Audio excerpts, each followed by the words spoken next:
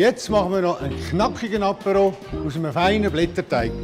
Für da habe ich den Blätterteig gepostet, ganz einen normalen Blätterteig. So. Dann tue ich den hier auf das Backblech hin. Jetzt kommt der Trick. Jetzt nehmen wir einen Pinsel.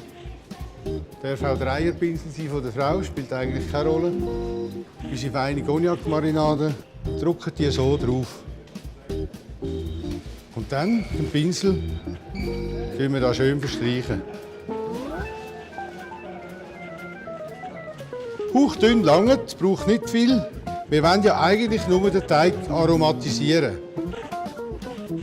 Dann haben wir noch die Chef-Marinade, die ist speziell, weil die hat Worcester drin.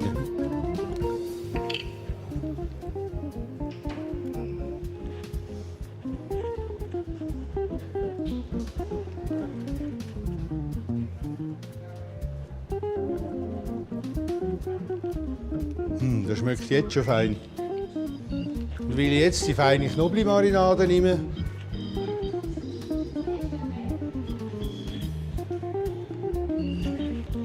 voilà. Kinderleicht, das kann jeder machen.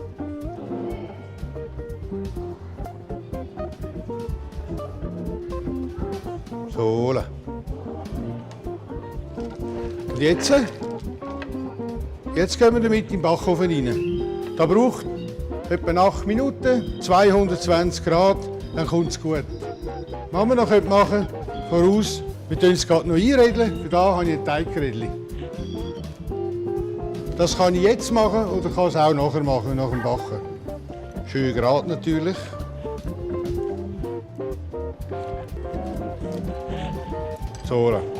So fahren wir ab im Backofen. Den haben wir vorgeheizt auf 250 Grad, stellen den nachher zurück auf 220 Grad, 8 Minuten, lassen wir da rein. Das ist das Resultat, das wir nachher aus dem Backofen rausnehmen. Hat 3 feine verschiedene Aromen, für jeden passt sicher eins. Das ist ein guter Snack, den man so ganz einfach herstellen kann. Probieren, so mit unseren verschiedenen feinen Marinaden. Auch hier ist das Rezept im Internet. Ganz einfach.